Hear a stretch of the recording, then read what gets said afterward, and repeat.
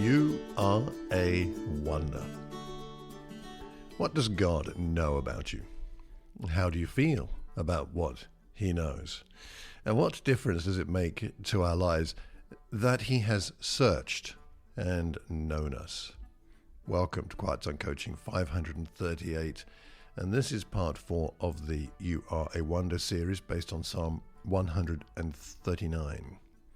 Today, we look at verse 2 of the Psalm and God's knowledge of our inner and outer lives. Psalm 139 verse 2. You know when I sit down and when I rise up. You discern my thoughts from far away. God knows our actions, all of them. He knows when we sit down and when we rise up. And perhaps these two movements symbolize the start and the end of our actions. For example, we sit at the dining table to eat dinner and then we get up after finishing. We sit down, usually, to hear a sermon on a Sunday, and then we get up to fellowship when it's all over.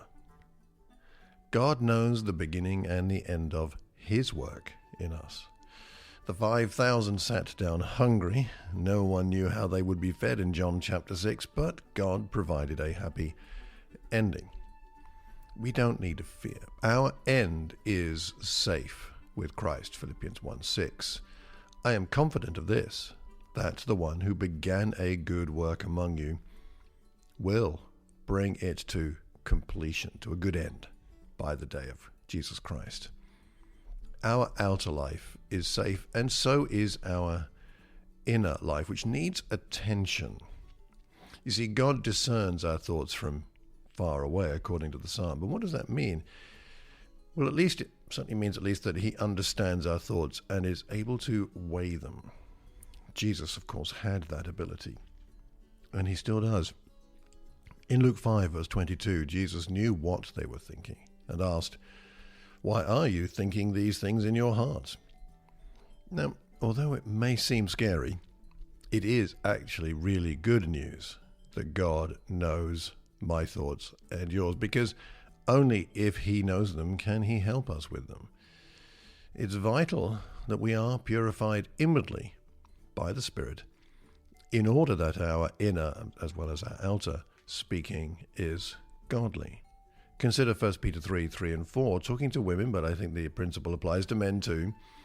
Your beauty should not come from outward adornment, like elaborate hairstyles, the wearing of gold jewelry or fine clothes. Rather, it should be that of your inner self, the unfading beauty of a gentle and quiet spirit, which is of great worth in God's sight. So God is interested in and involved in our outer life and our inner life. So let me ask you a couple of questions. Do you feel that you can trust God with the as yet unrevealed end of the things in your life that have started? You've sat down, but maybe you've not yet risen up in some areas. And is there anything about your inner life that you can sense God purifying? Why not pray through the open loops in your life, those things that do not yet have a clear conclusion?